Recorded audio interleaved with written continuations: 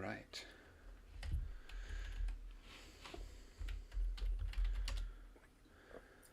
I'll tell you what, that is a good looking rocket. It is a good looking rocket. I'm a big fan of the two side boosters.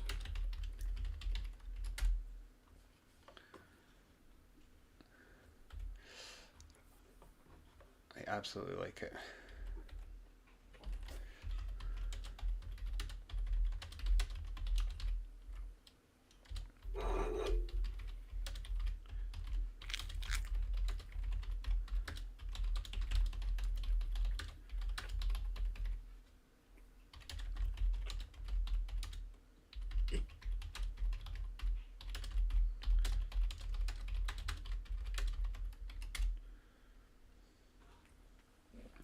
Okay.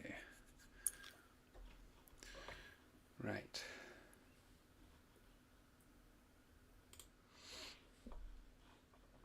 So, setting live, it's looking okay. Now we just need to pull in this chat. Something's wrong there. Pop out the chat.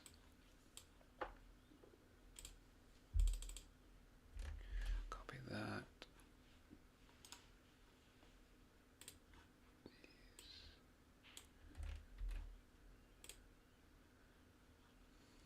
Ha! Oh, mate, it's working. Grand, so we've got the...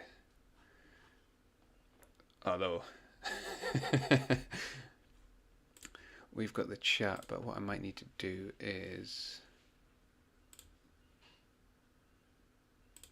So that's my version of the chat.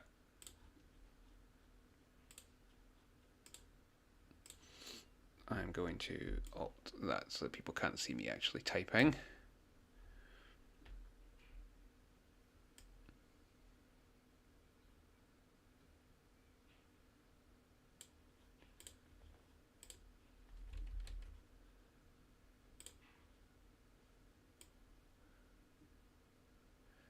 It's done well, actually, mate.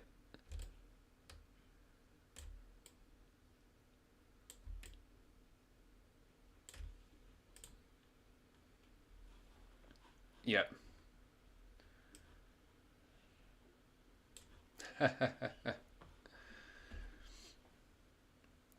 Excellent.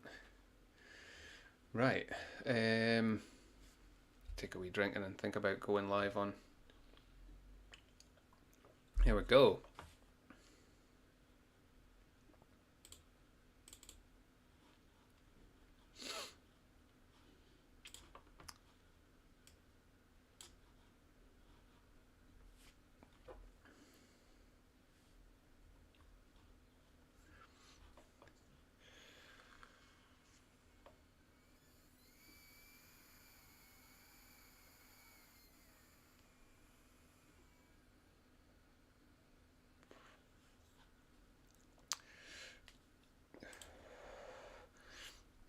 Right, I'm good to go whenever you are.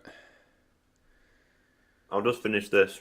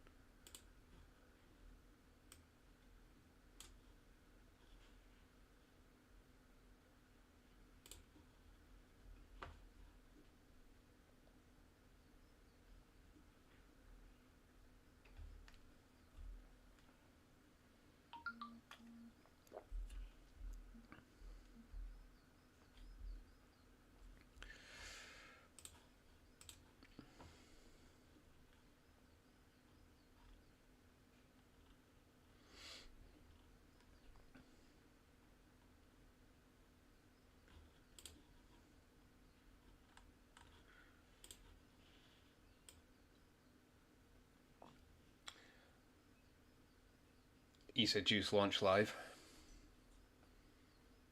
I cannot get rid of the watermark.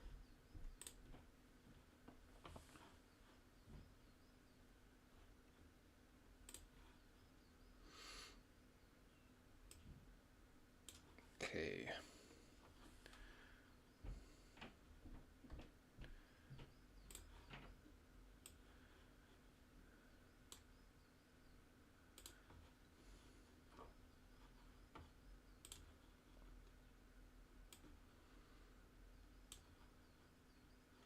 But I am going to have that open there. Yep. Yeah.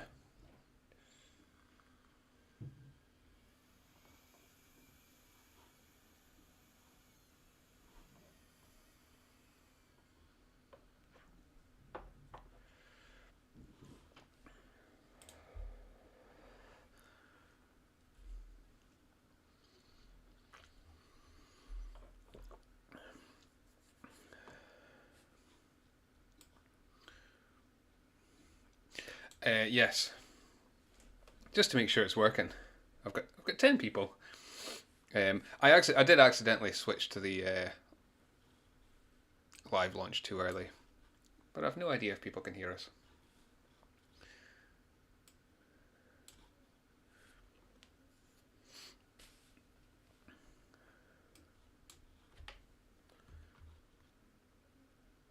Can see if anybody comes to chat.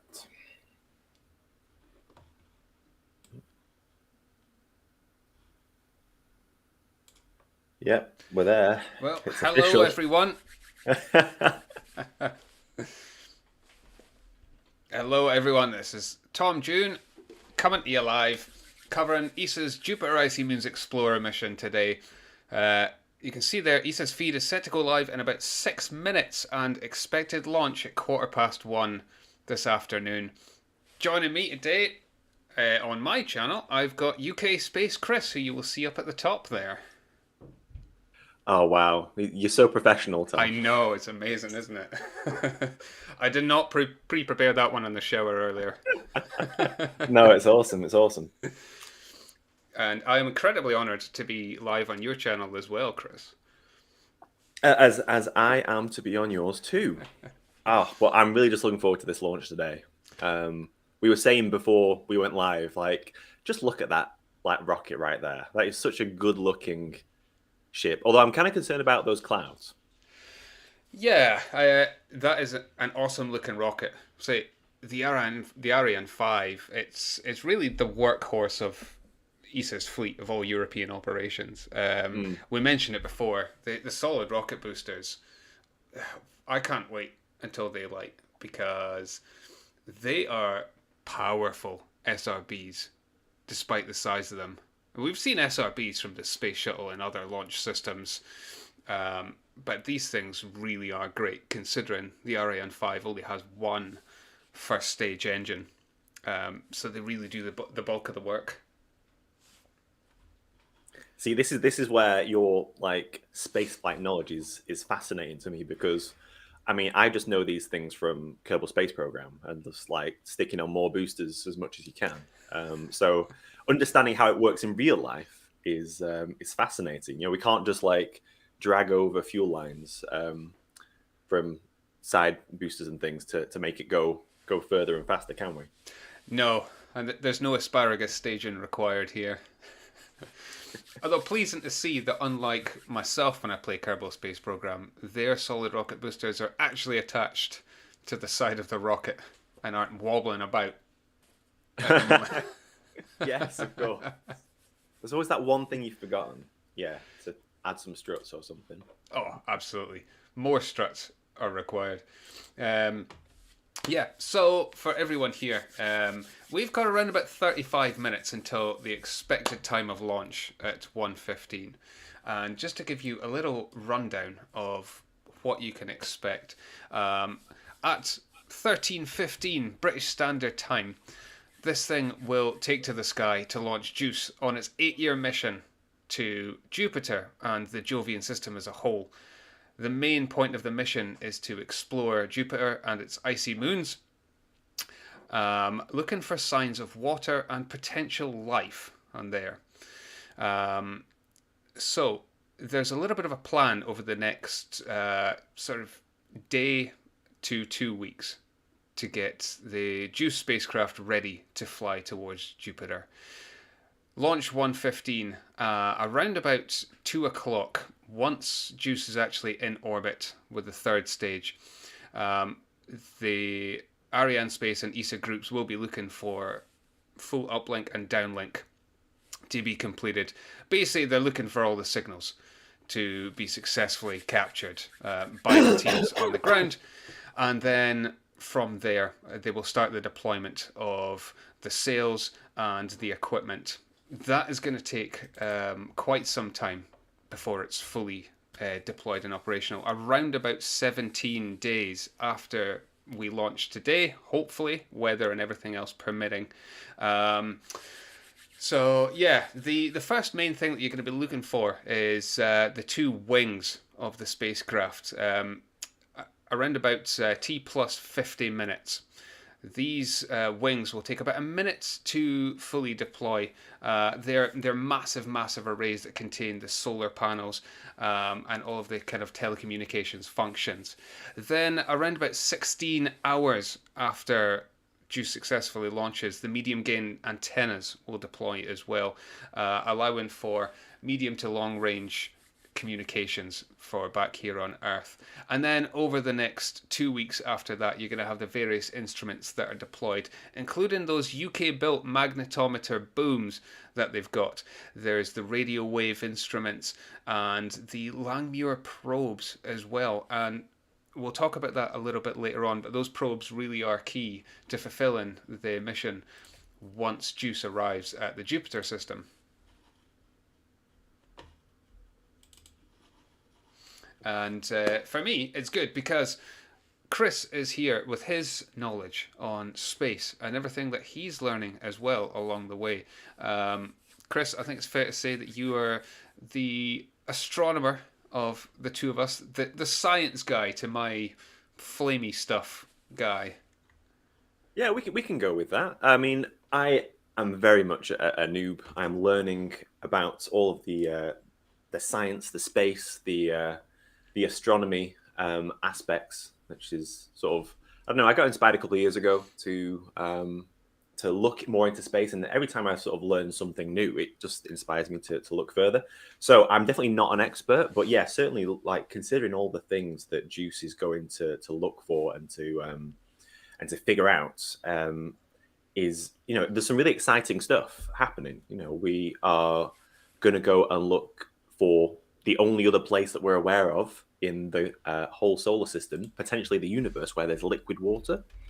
You know, we're going to take a really good look at Ganymede and Europa. For some reason, I keep getting in my head that I keep mixing up Europa and Enceladus, and Enceladus is a completely different planet. That's one of Saturn's moons. But yeah, having a look at those two, and Callisto as well. Three of the Galilean moons around Jupiter. And yeah, we think there's some liquid water there. So one of the big jobs of this JUICE mission is to figure out how much water, in what kind of state it's in. This is like subsurface water. So certainly, you know, Europa and Ganymede to an extent are like covered in ice because it's really cold in space, unsurprisingly. Oh, ESA, their live stream is just starting now. I wonder what they're going to do. Absolutely. Yeah, this is really what it's about here, is exploring these moons. And as well, we should note that in exploring Ganymede, JUICE will become the first spacecraft to orbit a moon that's not our own moon, that's not Luna. And that's really, really exciting. A mission that's, you know, going to last ultimately about 4 years. It will spend an awfully long time orbiting Ganymede and collecting data that we've never been able to collect before. Now, you mentioned there that like it's going to take, what was it, 4 years to get to Jupiter? 8 years to get to Jupiter. 8 years? 8 Wow. years, yeah. Okay, so we have a little bit of a wait. a little bit of a wait. It's quite interesting why it's going to take 8 years. Because you think of it, there have been other missions that have gone direct to Jupiter in as little as 540 days in the past. So why on earth is it taking 8 years, rather than maybe a year and a half. Well, yeah, I mean, I had a look at where Juice is going to fly past. In fact, the European Space Agency have got a really good little document which shows sort of where Juice will be going, and in that document it says, launch, great, Yeah. and then it's going to do a flyby of Earth, a flyby of Venus, August 2025, another flyby of Earth, September 2026, and then another flyby of Earth in January 2029. So, I mean, I feel like Venus is the wrong way to go if you want to get to Jupiter. Just in terms of like, if you think Venus is towards the sun and Jupiter is away from the sun, in my very simplistic terms of describing it. Yeah, how does that work, Tom? Yeah. Yeah, it's all got to do, mostly it's to do with the fact that we're not flying past Jupiter, right? Most of the previous missions it's been flybys. So you're not really worried about slowing down. And that's the main thing, is sending Juice at a sufficient enough speed that you're going to be able to slow down at the other end. So to do that, they're going to use gravity assists. You would expect, if they're doing a flyby, to just send that thing on its merry way at a high velocity from Earth in a direct path in a good transfer window. But we don't want to do that. We don't want it going too fast. So these guys have spent years figuring out the best way that they can launch Juice and basically get it to slow down at the other end. So using gravity assists, Earth, a couple of gravity assists there. In fact, it's going to be the first spacecraft to do a joint Earth-lunar gravity assist, where I think it's the third pass they will loop Earth and the Moon at the same time, or in the same loop. And getting a little slingshot around Venus as well when it's in a nice Earth-Venus transfer window, if you will, for our Kerbal Space Program players out there. And it basically just allows Juice to not build up too much speed that it's going to get to Jupiter and exit the system before it gets a chance to slow down. Yeah, and you mentioned there's that Venus flyby. One of the things I was reading about Juice, which is just fascinating, considering it's going to be in space for 8 years, which means it's going to undergo loads of radiation. Sorry, my phone's just like, are you talking to me? I'm like, no, shut up, phone. Not talking to you. Weird. So it's going to undergo loads of like radiation and different stresses in terms of heat and coldness. I mean, anyone familiar with like the James Webb Telescope, that had to spend months cooling down to the right operating temperature. Yes. And one of the fascinating things about Juice is it has to operate at a similarly cold temperature when it gets to Jupiter, which is a challenge, of course. But because it does that flyby of Venus, it's going to be heated to essentially be one of the hottest things we've ever sent into space. So in terms of like total temperature window, I mean, I'm putting my hands wider than my camera here, but it has to survive high temperatures and then also still work at the really freezing cold temperatures. So yeah, I mean, it's really like fascinating to consider the engineering and the scientific challenges that this faces just to get to Jupiter, and it's not even arrived yet. Yeah, exactly. And I think that's why they spend, years building and testing these spacecraft out. Obviously, there's only so much that we can actually test here on Earth, and we won't really fully know until Juice is in deep space and away from the confines of Earth's atmosphere as to whether these systems do actually all work, not only for the 8-year voyage that it's got to get to Jupiter, but then in the ensuing 4 to 5 years that it's actually got to spend carrying out the mission. I think thankfully we've got enough previous knowledge, previous missions that have flown into far deep space, that we have a good idea that these systems are going to survive the thermal shocks, the radiation shock that the spacecraft is going to be subjected to. But that's for the engineers to kind of spend years and years testing and then cross their fingers that it's all going to work when it goes into deep space. Yeah, because once it's gone, there's there's not much you can do to fix it if anything goes wrong once it's there. But I mean, that's one of the reasons it's packed full of so many different scientific pieces of equipment. You know, if one does go wrong, obviously it would be a shame. But hopefully the rest can still provide us with some really great findings. I'm just looking at the live stream now for ESA, and I'm thinking back to when we watched that Virgin Orbit launch live stream back in January, Yes. which of course you did live stream properly, Tom, and I was one of the viewers.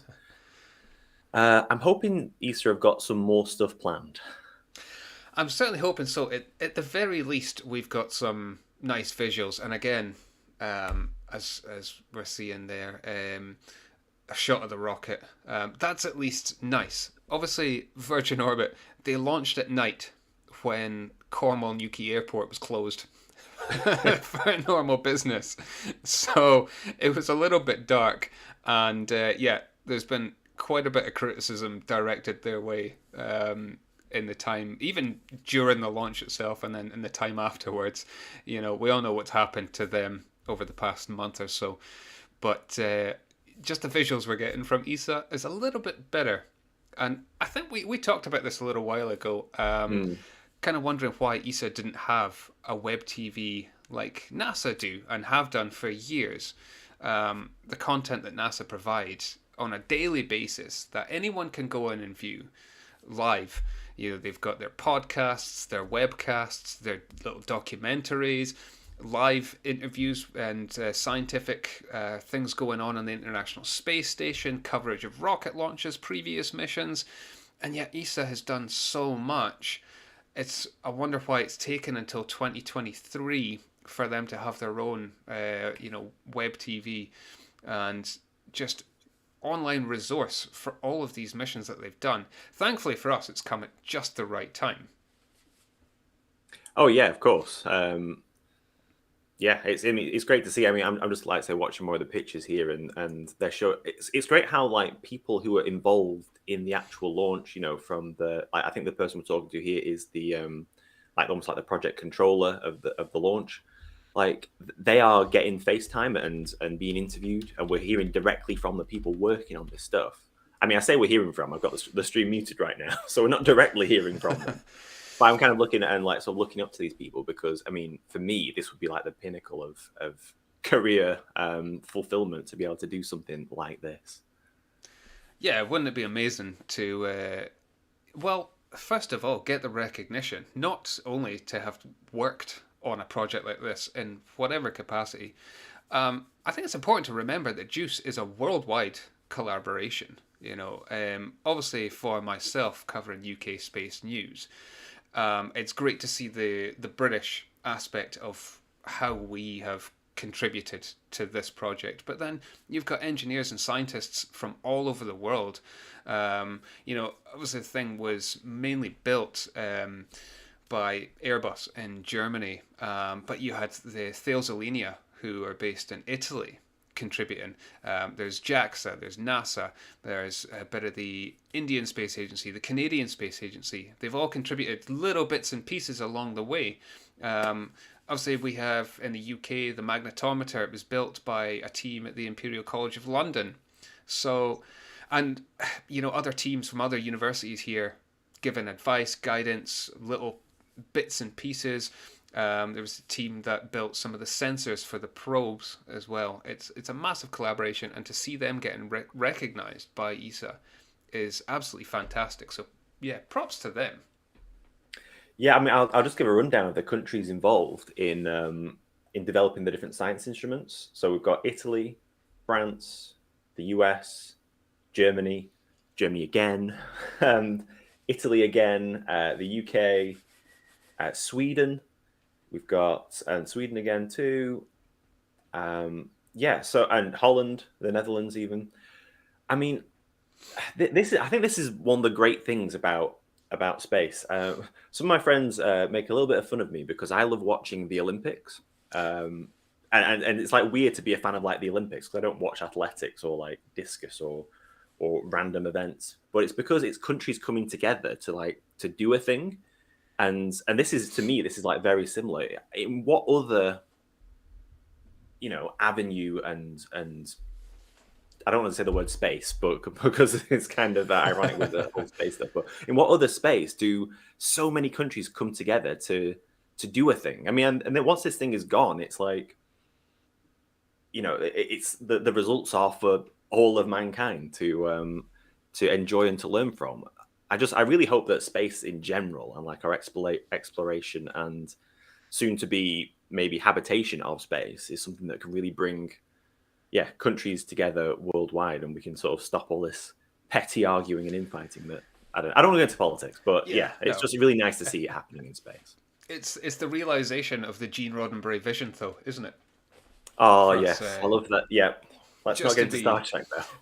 Just to be extra nerdy and geeky, for anyone watching that likes space, you can't discount sci-fi and Star Trek and that ideal, but it really is. If you look at okay, let's face it, we're all fans of spaceflight in general. On my channel, I tend to cover the UK, but we watch SpaceX and NASA and them doing their thing. And with Elon, and I'm not going to talk about his views on certain subjects, but his main goal is to make humanity a multi-planetary species, and it's projects like this that conceivably could go towards helping that and realize that vision. And exactly like you talk about, when people ask me, well, what has space ever done for us back here on Earth? Why can't we focus on things like getting the healthcare system and schools and filling potholes, for example? Space has huge benefits that's going to benefit the whole world. And ultimately as well, it's about scientific advancement. It's taken a great lot of effort to actually build this spacecraft. It's one of the most advanced spacecrafts that's ever been built. Just, you talked about it there, the amount of countries that are involved in this project, the amount of technology that's been developed for this project, to send a spacecraft on a dedicated mission to not only just one planet, but a planet and 3 of its moons, over a period of, sort of 13 to 14 years potentially, is just incredible. There has to be some benefit to this scientific advancement, and that's what we're going to see here and over the course of the mission, because we're going to get data back as soon as this thing launches into space, opens up its wings, and starts relaying information back to the ground teams. That is really when the mission starts, not just when it gets to Jupiter. And speaking of countries, I want to say a hello to Mexico. I know I did down in my chat there, which Chris can't quite see, but we have a viewer in Mexico, which is amazing. Well, I mean, in Mexico, they're a lot closer to the launch site, which is, so it's, where are we in French Guiana today? We are in French Guiana, which is in South America. And I guess it'll be launching over the Atlantic. Nothing big or dangerous in the way there, because that was one of the problems with the Virgin Orbit launch. They had to sort of go the wrong way for a bit to turn around and get some clear runway. Yeah, absolutely. And we know that there's a few countries that have to launch in that. Particularly countries that are based in the Middle East. So Israel, they've got a launch program as well, and they have to launch in a sort of basically they launch backwards as opposed to going in an equatorial fashion, just to make sure that they're over the Atlantic and avoid, well, not other nations, but any kind of areas of dense population. So with Virgin Orbit, that was the main reason why they had to go west. Go west. Yeah.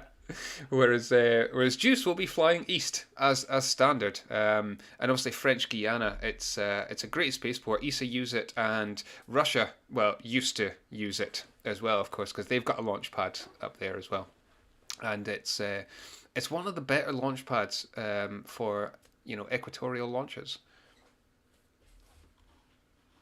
Yeah, I mean we're covering there we're talking about the launch, and it just got me thinking, in a lot of, we've seen launches in the past couple of years that haven't been successful, and for the most part, the financial impact, the impact on businesses and organizations have an interest hasn't been that big because, I think everyone's aware that rockets go boom sometimes, or they don't quite do exactly what they need to do, and sometimes payloads are lost, which is one of the benefits of the like CubeSats and much smaller missions. But with this one, it's kind of like the JWST in that we only get one shot at this, and if it comes back down, it's going to be very expensive and disappointing for many, many people in many, many countries. Yeah, there is no backup spacecraft for this one. Although technically there is, because most of the time they will build sort of these models. They do build a second, of the don't they? spacecraft. Yeah, but it's not something that's going to be able to fly to space. Not on this occasion. So, yeah, for everyone that's been involved in the project, fingers crossed that they're able to pull off the launch today, and then it works when it's into space.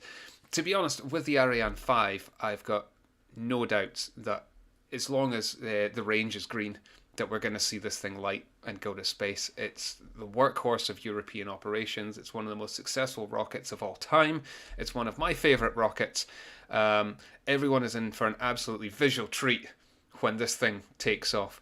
And speaking of that, we're about just a little bit over 12 minutes before we are going to see if we're getting the green light to go for launch today. This live stream is a bit interesting compared to, say, when I watched like the Artemis 1. With the Artemis 1, we got a lot of the chatter of the different teams and sort of the build up throughout the minutes to launch. And there's all these different steps and stages and checks they've got to go through. Whereas I don't think ESA are taking that approach. I think we're pretty much just going straight to liftoff, assuming everything is all right and they have the approval. And the visual on the screen now from ESA is showing that launch flight path. So it's almost like we planned it with them.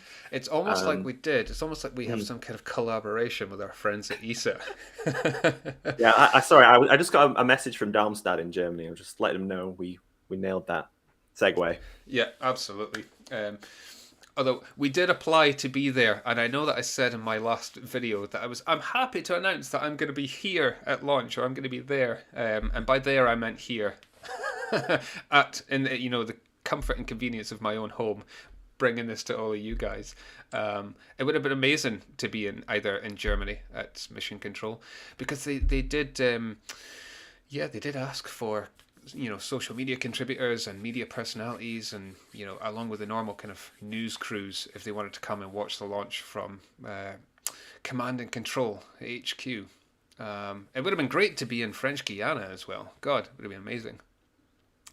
But the visual is giving you a really good overview. Also gives an overview of the amount of tracking stations that are going to be involved in this launch. I think sometimes, it's one of those things that's not well publicized, is just how many tracking stations dotted around the world are needed to ensure communications are kept up, 100% perfect signal at all times, including during the launch, because you forget you're not just sending this thing, straight up vertically to space. It does take a trajectory where it's got to kind of go round the Earth and gradually getting vertical. I know it takes, roughly about 8 minutes to get into space or get into an orbital position.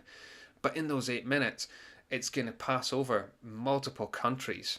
So there are, from you've seen the visual there, many, many countries providing ground-based services. And in the UK, we're fortunate to have one of the biggest and best at Goonhilly, who are providing ground-based services, not only for ESA, but for NASA as well.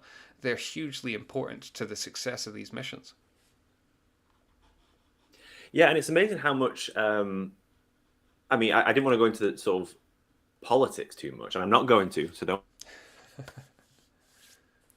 worry. But certainly with a lot of launch profiles fly over Africa, which obviously people should know fairly well about sort of the difficulties some of those nations face. And there's a lot of opportunity for like building up of infrastructure and investment in those countries. I was at the UKSaid's National Space Conference, Student Space Conference, a couple of months ago, and they were talking about how numerous observatories for like astronomy and tracking stations are being set up in different countries.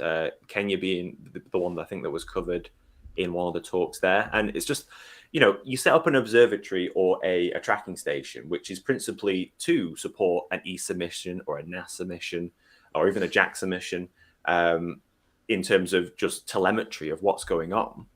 But you throw in a telescope. I think they literally bought from Amazon a telescope to take to Kenya, and it's now essentially the biggest telescope in all of Kenya. Yeah. But and it's not some crazy telescope. It's one that someone who was like a serious amateur astronomer could probably buy themselves. But the fact that's there now gives the opportunity for research, education, inspiration. It's bringing jobs to that country as well. So this is space isn't all just about chucking something up into orbit or to another planet and seeing what it tells us. It has real world applications and benefits on Earth right from the get go, even before we get to launch. So sorry, I'll get down off my soapbox now about how good space is for the world. But that's the thing. Space is for the world, and as we talk about, so I'm based in the northeast of Scotland, and we've got some amazing links, particularly with Africa and the Middle East in terms of engineering, and it should be about building upon those links for scientific benefit as well as the engineering benefits. So absolutely, if these countries are able to be assisted in being provided with these technologies, ultimately there's going to be a benefit to everyone else, and particularly when it comes to rocket operations as well, because we are seeing more and more countries getting involved in rocket launch programs. More countries than ever have their own programs as well. Just look at the amount of of space companies that there are in the world. I was just looking at ESA's feed. I'm seeing the credits are rolling. I know. I'm concerned. Did we miss it?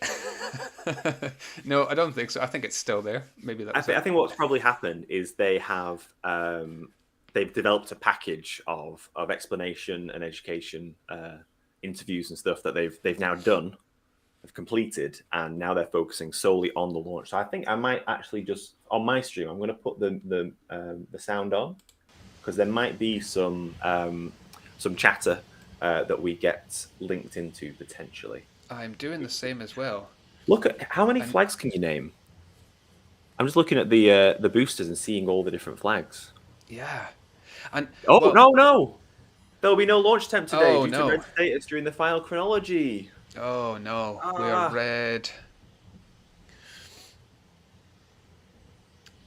Yeah. Well, fair enough, I guess. If it wasn't right to go up, it's not right to send it up. We don't want any risks. Absolutely not. Well, that is absolutely breaking news there. That you can see there will be no launch today. These things they happen, So we will keep an eye out for when. I mean, they will try to launch soon, I'm guessing, because we're still in a window where they can get to all of their different flybys and still get to Jupiter. We'll keep an eye out on the European Space Agency Twitter feed and other feeds to understand when they might be launching again. I guess we can come back and try this again. It's been a first test of us doing this together. So yes, it has. It's been, I would say, a successful test. About half an hour's worth, but at least at the very least, ESA compared to a NASA or somebody, they will always try and kind of give it a go and give it a go and give it a go and keep you hanging on for a couple of hours, and then kind of say no at the end there. ESA have just turned around and said, for whatever reason, we don't quite have the reasons just yet, but obviously something's not great. I'm presuming at the range, you mentioned it kind of there. Hello everyone. At the end, I might never skip to a video, I'll mute that. But you mentioned it right at the start, the clouds didn't look particularly great at the spaceport. So, hey, these things happen. It's space flight. We scrub, we go again, we scrub, we go again, and hopefully the next time we get to see that puppy light. Yeah, So, should we call the stream there? Well, yes, I'm not going to keep everyone hanging on. I'm sure. Hey, we have great sunshine here in the UK. So if you are based in the UK or somewhere else where there is sunshine, go out and enjoy the rest of your day. Stay tuned to our social media feeds. You can catch the both of us on Twitter. Obviously, you can catch us here on YouTube as well. We're on, all the other social media platforms, and we will keep you up to date with the reasons behind this scrub and when we can expect to see the next launch. Awesome. Well, okay, thank you very much to everyone that's joined us, and we'll see you the next time. See you next time, Tom. Bye-bye. Bye-bye.